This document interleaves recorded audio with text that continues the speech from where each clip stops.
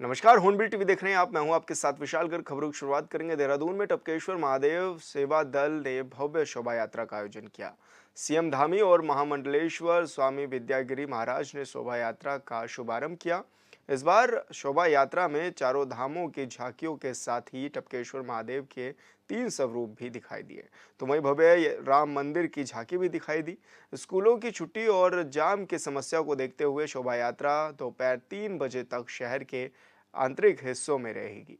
इसके बाद दोपहर में 3 बजे घंटाघर पहुंचेगी।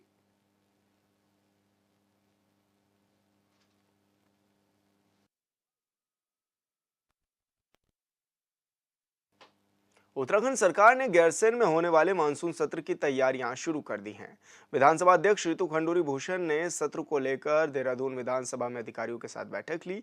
बैठक में सुरक्षा के साथ ही अन्य व्यवस्थाओं पर भी चर्चा की गई। अधिकारियों को सत्र के दौरान सुरक्षा व्यवस्था, बिजली, पानी आदि की समुचित व्यवस्था समय से करने के निर्देश भी दिए गए हैं।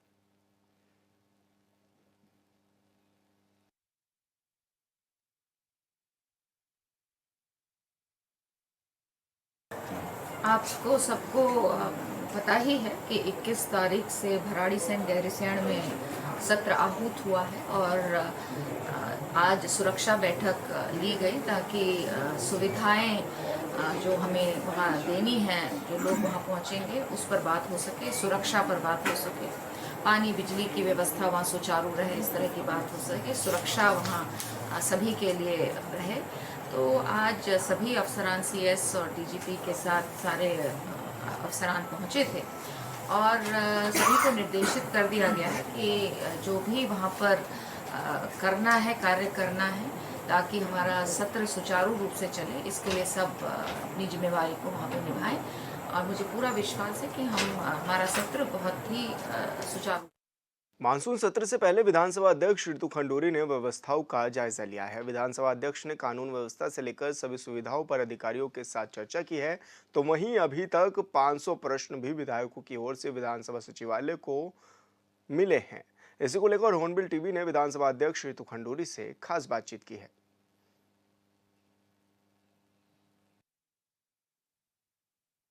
विधानसभा अध्यक्ष ऋतु खंडूरी जी देहरादून विधानसभा परिसर में पहुंची हुई है। निरीक्षण भी किया है। मैडम, आज निरीक्षण क्या क्या कुछ रहा निरीक्षण? देखिए, ऐसा है, आज हम लोगों ने ई नेवा की बैठक रखी थी जिसमें सभी हमारे जो माननीय सदस्य हैं, जो समिति के हिस्सा हैं, वो भी आए थे, अफसर भी आए थे और कैसे कार्य हो रहा है, किस तरह से क्या स्पीड है, कितना कार्य हो गया है, उसकी आज समीक्षा हुई है और मैं संतुष्ट हूँ कि कार्य ठीक से चल रहा है। कुछ छोटी मोटी चीज़ें जो हमें दिखी हैं वो हम आगे तक पहुँचा रहे हैं, लेकिन ठीक ठाक कार्य चल रहा है और मुझे आशा है कि जल्द अगले 1-1.5 महीने में ये कार्य पूरा होगा। सत्र भी होने जा रहा है, किस तरह की तैयारियां भी है? आपने जायजा भी ले लिया है हालांकि? जी, सत्र तो आप जानते हैं 21 तारीख को आहूत हुआ है भराड़ीसैंण गैरसैंण में और आज सुरक्षा बैठक हमारी हुई है और सभी अफसरान को निर्देशित कर दिया गया है कि हम किस तरह से सुचारू रूप से अपना सत्र भराड़ीसैंण में चलाएं, इस पर सभी ध्यान दें और मुझे पूरा विश्वास है कि अच्छा सत्र भराड़ीसैंण में चलेगा। सुरक्षा व्यवस्थाओं के किस तरह के इंतजाम किए गए हैं इस बार?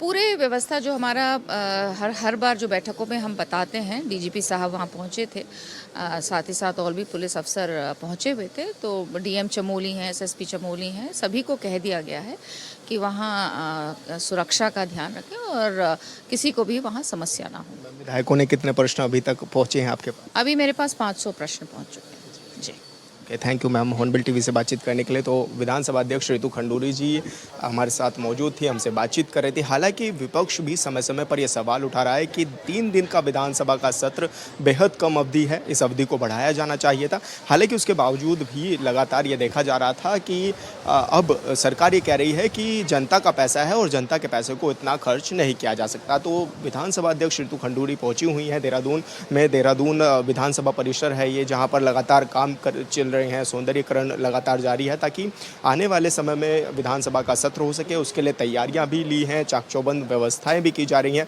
सुरक्षा व्यवस्था के मुद्दों पर भी उन्होंने कहा है कि तमाम तैयारियां राज्य सरकार की ओर से और विधानसभा परिसर की ओर से की जा रही हैं। हॉर्नबिल टीवी के लिए देहरादून से विशाल गर्ग। विधानसभा सत्र के दौरान विपक्ष सरकार को घेरने की पूरी योजना बना चुका है।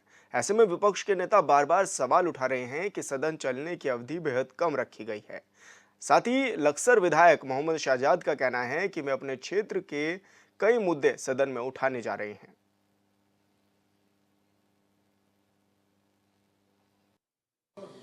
बसपा विधायक मोहम्मद शाहजाद हमारे साथ मौजूद हैं। भाई साहब, विधानसभा का सत्र होने जा रहा है, किस तरह के देख रहे हैं यहाँ पे सत्र को, क्योंकि गैरसैंण में होने जा रहा है?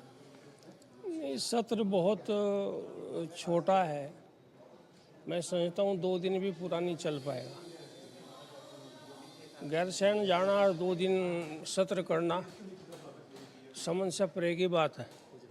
गैरसैंण तो 10-15 दिन सत्र चले, लोगों को लगे कि राजधानी यहाँ आई है। मैं समझता हूँ कि मजाक है, इससे ज़्यादा कुछ नहीं। सर, बसपा किस तरह के विषय उठाएगी इस बार विधानसभा सत्र के दौरान? जो जनता से जुड़े मुद्दे हैं उन्हें हम लेकर के आएंगे। बहुत मुद्दे हैं, लेकिन 2 दिन है, क्या ले आएंगे और क्या उठ जाएगा? आपको लगता है कि सत्र की अवधि बढ़ा देनी चाहिए? हाँ, बढ़ानी चाहिए सरकार को। तो कौन से ऐसे सवाल है सर आपसे क्षेत्र से रिलेटेड जो आप उठाने जा रहे हैं इस बार सदन में? भाई, जो शेड्यूल कास्ट है, SC/ST है, उससे के साथ घोर अन्याय हो रहा है। हरिद्वार में एक बच्ची के साथ रेप करके हत्या की गई है। चमोली में ग्राम प्रधान को जूतों की माला डाल के घुमाया गया है, सिर्फ इसलिए कि वो ढोल बजा रहे थे। कि ये कुछ कम मुद्दे हैं। सरकार ध्यान नहीं दे रही है, सिर्फ एक ही तरफ ध्यान है। वो सब लोग जानते हैं कहाँ ध्यान है, इससे ज़्यादा और कुछ नहीं। लड़कियों के मामले में भी हम देख रहे हैं रेप केस जैसी वारदातें सामने आ रही हैं। हाल फिलहाल में रुद्रपुरी से भी एक मामला आ गया है, पश्चिम बंगाल से भी हमने देखा कि मामला आया है। किस रूप में आप इनको मामलों को देख रहे हैं और क्या कहना चाहेंगे कि इस कानून व्यवस्था को किस तरह से जिम्मेदार होना चाहिए?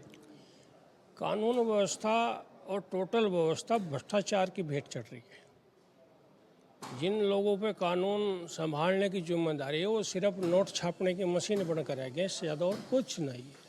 सर, किसान बाहुल्य क्षेत्र है आपका, क्या किसानों के मुद्दे भी उठाने जा रहे हैं आप सत्र में? हाँ, बिल्कुल उठाएंगे, बिल्कुल उठाएंगे। सर, हॉर्नबिल टीवी से बातचीत करने के लिए तो मोहम्मद शाहजाद हमारे साथ मौजूद थे, क्योंकि तमाम विषयों पर हमसे बातचीत कर रहे थे और बता रहे थे कि गैरसैंण में वो इस बार किसानों के और साथ ही अपने क्षेत्र के मुद्दे उठाने वाले हैं।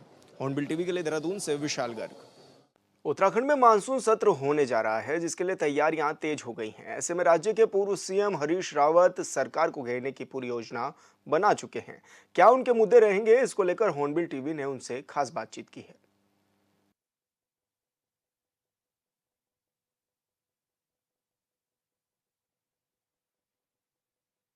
पूर्व मुख्यमंत्री हरीश रावत जी इस वक्त हमारे साथ मौजूद हैं। सर, मानसून सत्र होने जा रहा है गैरसैंण में, किस रूप में देख रहे हैं और आप भी धरना प्रदर्शन करने जा रहे हैं? ये एक रस्म अदायगी है। मानसून सत्र, गैरसैंण की सतत उपेक्षा हो रही है। कहाँ है गैरसैंण की ग्रीष्मकालीन राजधानी? बोर्ड जरूर लगा दी है, मजाक बना रहे हैं। सत्र भी गैरसैंण की और उत्तराखंडित की भावना का मजाक है और लोकतंत्र का भी मजाक है। 3 दिन का सत्र, 1 दिन श्रद्धांजलि देने में बीत जाएगा, 2 दिन कम से कम 1000 के करीब विधायकों ने प्रश्न लगा रखे हैं, कई तरीके की चर्चाएं मांगी हैं। कोई जनता के सवाल कैसे उठाएंगे जनप्रतिनिधि? कैसे उनका व्यक्तित्व विकसित होगा? कैसे जनता के सवाल हल होंगे? इसका राज्य सरकार को कोई वास्ता नहीं है, केवल रस्म अदायगी कर रहे हैं। और हाँ, कांग्रेस ज़रूर जो है कई सवालों को उठाने जा रही है। मैं भी धामी जी से कहने जा रहा हूँ कि धामी भाई जी, कक्ष हमारे ग्रीष्मकालीन राजधानी जा दिखाई दिवा। हरीश रावत जी कैसे जनता का ध्यान अपनी ओर आकर्षित करने जा रहे हैं, किस तरह से आप प्रदर्शन भी करेंगे? जनता का ध्यान नहीं, हम तो एक सवाल है, उस सवाल को उठाना चाहते हैं। हम चाहते हैं कि उत्तराखंड के लोग मंथन करें। राज्य के मुख्यमंत्री ने विधानसभा सत्र में घोषणा की ग्रीष्मकालीन राजधानी की। आज 3.5-4 साल होने को आ रहे हैं, एक कुर्सी तक नहीं गई है ग्रीष्मकालीन राजधानी के नाम से गैरसैंण में। तो ये कैसी घोषणाएं हैं? ये तो क्षमा मांगी राज्य की जनता से। और आप बोर्ड लगा रहे हैं नेशनल हाईवेज में, यदि कोई बाहर का आदमी आकर के गैरसैंण में घुसने लगेगा कि ग्रीष्मकालीन राजधानी देख लें उत्तराखंड की, क्या देखेगा वहाँ? क्या दिखाएंगे आप उसको? हमारा बनाया हुआ विधानसभा भवन या सड़कें या बिजली, क्या क्या दिखाएंगे आप? किसानों के, शिक्षा व्यवस्था के या फिर बेरोजगारी के मुद्दे भी आप लोग उठाएंगे इस दौरान? हाँ, सब सारे मुद्दे उठेंगे जितना संभव हो पाएगा। महिला कांग्रेस भी प्रदर्शन कर रही है और भी बहुत सारे सवाल कर रहे हैं, और ये सरकार तो इन चीज़ों से घबराती है। नशे के खिलाफ प्रदर्शन का ऐलान किया है महिला कांग्रेस ने, कुछ हमारे बहुत प्रयत्नशील महिला नेतियों ने, जिनमें गरिमा दशौनी भी हैं, उनको पुलिस ने नोटिस दे रखा है। तो इसका मतलब है नशे के खिलाफ लड़ाई, जंग नहीं होनी चाहिए, सार्वजनिक चेतना नहीं होनी चाहिए, विरोध पक्ष को प्रदर्शन नहीं करना चाहिए। नशा घर घर में पहुंचाया जा रहा है, दोनों नशा, सूखा नशा भी और गला तर करने वाला नशा भी। सर, कानून व्यवस्था पर भी सवाल उठ रहे हैं। जिस तरह से बेटियों के साथ दुष्कर्म की वारदातें सामने आ रही हैं, उत्तराखंड में भी इस तरह के मामले आ गए नर्स के साथ। बेटियों के साथ, हमारी दलित वर्ग के बेटियों के साथ नृशंस बलात्कार, उसके बाद सामूहिक बलात्कार, हत्या का मामला है। देखिए, कलकत्ता में एक बेटी के साथ, डॉक्टर बेटी के साथ ये हुआ, पूरा देश हिल गया है। और उत्तराखंड में भी एक बेटी के साथ ये हुआ है, उत्तराखंड भी नहीं हिला, हरिद्वार भी नहीं हिला। हमारी संवेदनाएं जगनी चाहिए, बेटियों के खिलाफ ये अपराध रुकने चाहिए। जब तक समाज में चेतना नहीं आएगी और ऐसे अपराध करने वालों को सामाजिक संरक्षण बंद नहीं होगा। यहाँ तो राजनीतिक दल संरक्षण दे रहे हैं। शांतरशा के बलात्कारियों को भाजपा का संरक्षण है, लोगों का यह आरोप है, कहना है। सर, जिस तरह से हमने देखा कि अभी अंकिता भंडारी वाला केस में भी बहुत मामला आगे नहीं बढ़ पाया, और ऐसे में एक और वारदात नर्स स्टाफ के साथ, किस रूप में आप देख रहे हैं? ये सब बहुत ही चिंताजनक स्थितियां हैं, बहुत चिंताजनक स्थितियां हैं। भाजपा के राज्य में ये कहते तो है मातृशक्ति, जितना अपमान मातृशक्ति का हो रहा है वो बहुत चिंतनीय है। लाल किले से प्रधानमंत्री ने भी यूसीसी को लेकर के बात कही है, किस रूप में आप देख रहे हैं उनकी इस बात को? हाँ, प्रधानमंत्री जी ने कहा, चिंता व्यक्त की, वो देश की चिंता थी, लेकिन नीचे ज़मीन पर तो कुछ हो नहीं रहा है। ज़मीन पर तो ऐसे लोगों को सरकारें संरक्षण देती हुई दिखाई दे रही है। उत्तराखंड ही भी दिखाई दे रही है, भाजपा की सरकारें संरक्षण देती हुई दिखाई दे रही है। एक सवाल मेरा ये भी है कि पंचायत चुनाव, निकाय चुनाव साथ साथ कराने की बात कहते हुए नजर आ रहे हैं। एक षड्यंत्र है निकाय चुनावों को पीछे टालने का। राज्य सरकार घबराई हुई, उनको निश्चित हार दिखाई दे रही है निकाय चुनाव में, इसलिए पीछे ले जा रहे हैं। केदारनाथ में भी उपचुनाव होने हैं, वो भी ये टाल रहे हैं, लगता है घोषित नहीं हुआ।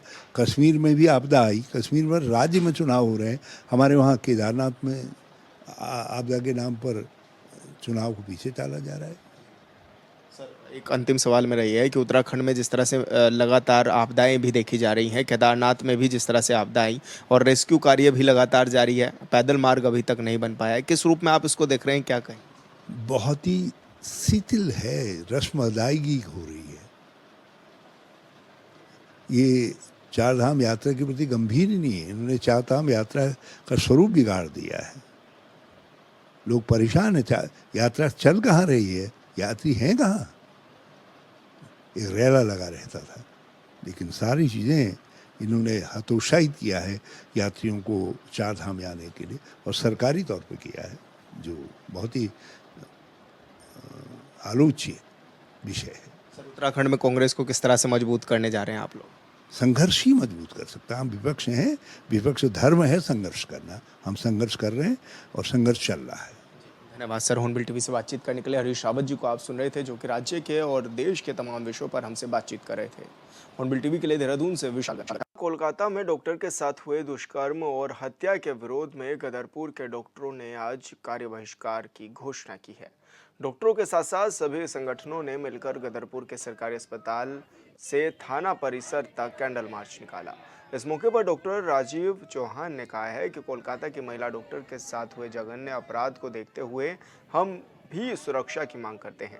उन्होंने कहा है कि केंद्र और राज्य सरकार से मांग की गई है कि देश भर की डॉक्टर को सुरक्षा उपलब्ध कराई जाए।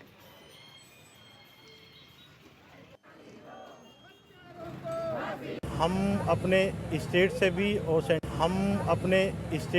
और सेंटर से भी डिमांड करते हैं कि हमें प्रोटेक्शन एक्ट बनाया जाए, मेडिकल प्रोटेक्शन एक्ट दिया जाए और उसमें जो है हमारी सुरक्षा को मतलब सुनिश्चित किया जाए कि डॉक्टरों की और मेडिकल फैकल्टी की कैसे सुरक्षा कर सकेंगे। इस तरह के कार्य प्रभावित होंगे सभी डॉक्टर्स के। उत्तराखंड की बात है, अभी हमने उत्तराखंड में जो है ओपीडी बहिष्कार किया है 24 घंटे का। ये कल सुबह 6 बजे तक हमारा जारी रहेगा, है ना।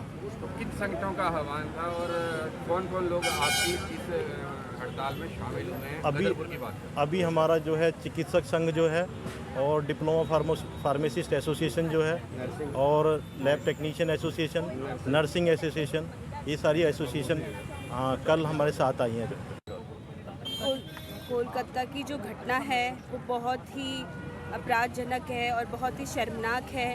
वो एक डॉक्टर होने से पहले एक महिला है जो कि अपनी ड्यूटी में, जो अपनी रात की ड्यूटी होती है उसमें थी। अगर महिलाएं अपने कार्यस्थल पे अपने आप को सेफ महसूस नहीं कर पाएंगी तो आप सब लोग बताएं कि वो कैसे काम करेंगी। हम जितने भी स्वास्थ्यकर्मी, मेरे साथ की जो नर्सिस हैं, आशाएं बहनें हैं, सभी जितने भी स्टाफ है हमारे हॉस्पिटल में, सब रात को ड्यूटी करते हैं। आप ही बताइए अगर उनके साथ उनके कार्यस्थल पे ही ऐसी घटना होंगी। कोलकाता और रुद्रपुर रेप हत्याकांड से देश प्रदेश के डॉक्टरों में भारी आक्रोश है। चंपावत में प्रांतीय चिकित्सा स्वास्थ्य संघ ने आईएमए के आह्वान पर ओपीडी सेवा बंद रखी है। हालांकि इमरजेंसी में आए मरीजों को डॉक्टर देख रहे हैं। डॉक्टरों ने दोनों आरोपियों को फांसी देने की सजा की मांग भी की है।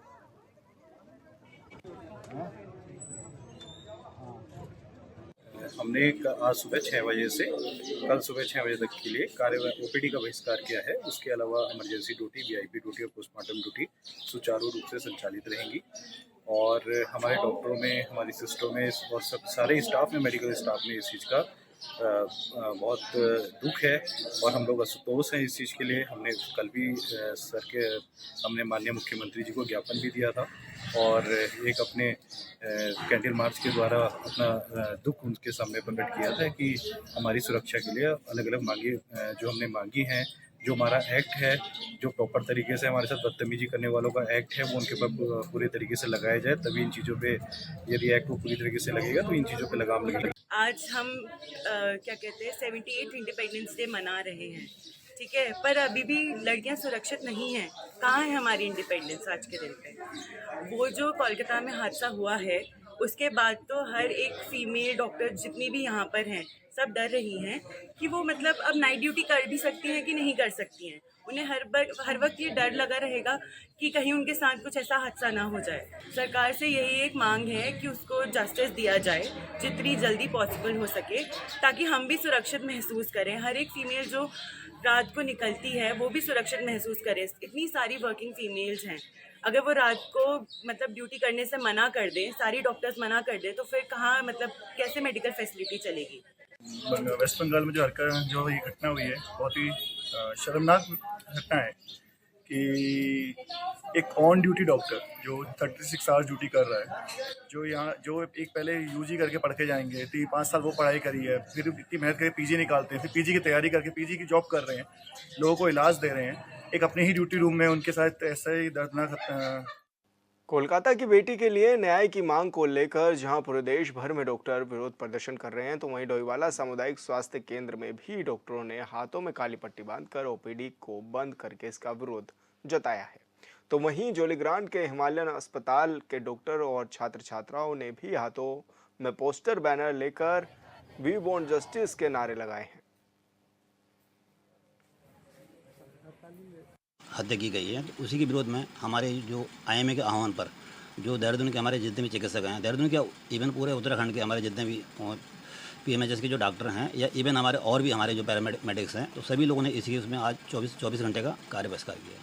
सर ये कब तक है? 24 घंटे के ये बाद? फिलहाल आज सुबह शनिवार से कल सुबह मॉर्निंग मतलब 6 बजे तक है। आज के 6 बजे शनिवार से कल संडे के 6 बजे तक है फिलहाल। बाकी आगे की अभी तक आगे की रणनीति वो जैसे आगे हमारे जो संघ के जो भी हमारे पदाधिकारी हैं, जैसे हमें आगे देंगे निर्देश, उसी के अकॉर्डिंग। मेडिकल सब इधर आए हैं क्योंकि हमने यहाँ पे विरोध निकाला है जो भी आर्टिकल में हुआ है। यहाँ पे इस देश में महिला सुरक्षा बिल्कुल भी नहीं है, चाहे वो डॉक्टर क्यों ना हो या फिर घर में काम करने वाली क्यों ना हो, किसी की भी सुरक्षा नहीं है। कोई भी यहाँ पे ढंग से नहीं चल सकता है। यहाँ पे शाम को कैंडल मार्च भी होगी और ये सिर्फ ये करने के लिए है कि वो इन्वेस्टिगेशन पूरी हो, वो रेपिस्ट को सीरियस पनिशमेंट मिले, बिकॉज अभी तक बहुत लीनियंटली ले रहे हैं एंड ये केसेस कंटिन्यू होते रहते हैं। उत्तराखंड में खुद हुआ है यहाँ पे एक नर्स का, एंड हमें इसको अनदेखा नहीं करना है एंड हमें उसके लिए लड़ना है, उसके लिए हमेशा आवाज़ निकालनी है और उसके लिए प्रोटेस्ट करना है। कि हमें जस्टिस चाहिए हमारी फेलो विक्टिम के लिए। वो एक डॉक्टर है, मोर इम्पॉर्टेंटली वो एक वुमन है, इस देश की एक नागरिक है। और कोई भी प्रोफेशन बड़ा या छोटा नहीं होता, लेकिन डॉक्टर कम्युनिटी हमेशा डॉक्टर कम्युनिटी को सपोर्ट करती है, इसलिए हम उनके साथ खड़े हैं। हम चाहते हैं कि इन्वेस्टिगेशन हो, हम चाहते हैं कि सबको जस्टिस मिले। कितने करोड़ों केसेस हैं ऐसे इस देश में जो बोले नहीं जाते, सुने नहीं जाते, जिनको सज़ा नहीं मिलती या उनका डिले हो जाता है प्रोसेस।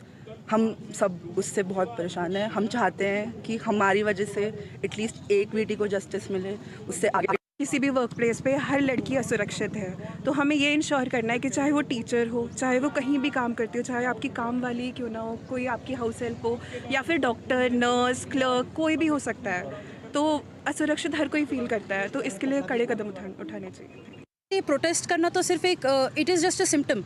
जो हम ये सब प्रोटेस्ट कर रहे हैं सिर्फ एक इशारा ही तो है कि जो एक्चुअल में क्राइम हुआ है उसके लिए जो इन्वेस्टिगेशन होनी चाहिए, जो फॉलो थ्रू होना चाहिए, वो ठीक से हो नहीं रहा है। हम क्यों नाराज़ है? हम इसलिए नाराज़ है कि ये चीज़ एक तो हुई, ऊपर से उसका जो जस्टिस मिलना चाहिए वो नहीं मिल रहा है। आप खुद ही सोचिए, एक प्रोफेशनल वर्किंग वुमेन अपने खुद वर्किंग एनवायरनमेंट में गई है और वहाँ पे उसके साथ ऐसा हो गया, मतलब फिर तो कोई जगह सेफ़ नहीं है। सड़क में जाना छोड़ो, मार्केट जाना छोड़ो, तुम अपने घर में और अपने वर्किंग प्लेस में ही नहीं रह सकते हो, तो ये तो गलत बात है। हमारी कंट्री में लॉज एग्जिस्ट करते हैं जो इस सब को कंडेम करते हैं, बट अनफॉर्चुनेटली ये सब का फॉलो थ्रू नहीं होता है। जो बहुत ही ऐसे हाईली पब्लिसाइज केसेस होते हैं उसी में हम देखते हैं कि कुछ एक्चुअल में निकलता है, नहीं तो यूजुअली लाइट सेंटेंसेस से निकल जाते हैं या कई बार कोर्ट तक पहुंचता ही नहीं है मामला। नीचे लोग अपने अपने में ही सॉर्ट आउट करा देते हैं और हमेशा ऐसे होता है कि सॉर्ट आउट करते हैं जो एक्चुअल विक्टिम है उससे पूछ के सॉर्ट आउट नहीं होता है। हम अभी भी अपने देश में गाँव की स्टोरी सुनते हैं जहाँ पे किसी लड़की का रेप होता है तो उसकी रेपिस्ट से। नैनीताल के भीमताल में व्यापार मंडल और विभिन्न संगठनों ने वृक्षारोपण कार्यक्रम आयोजित किया। व्यापार मंडल के पदाधिकारियों ने भीमताल झील के किनारे गोल्डन स्ट्राइप्स के पेड़ लगाए, वहीं पेड़ों को बचाने के लिए स्थानीय लोगों की मदद से ट्री गार्ड लगाए गए हैं।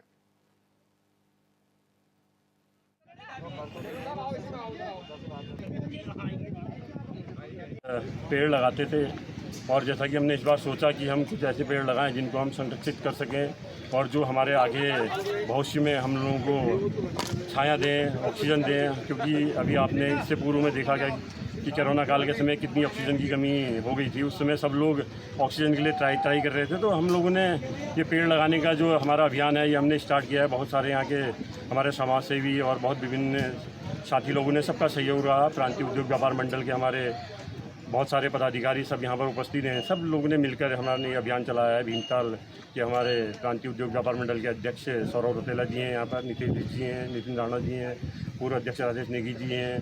प्रथम चरण में हमने 50 पेड़ लगाने का लक्ष्य रखा है और ये हम पूरा ट्री गार्ड के संग, प्रॉपर ट्री गार्ड के संग लगा रहे हैं कि आगे इनकी सरप्राइज कर सकें, आगे बढ़ सके पेड़ और पूरे अच्छा पेड़ का रूप ले लें। ये हमारा लक्ष्य है।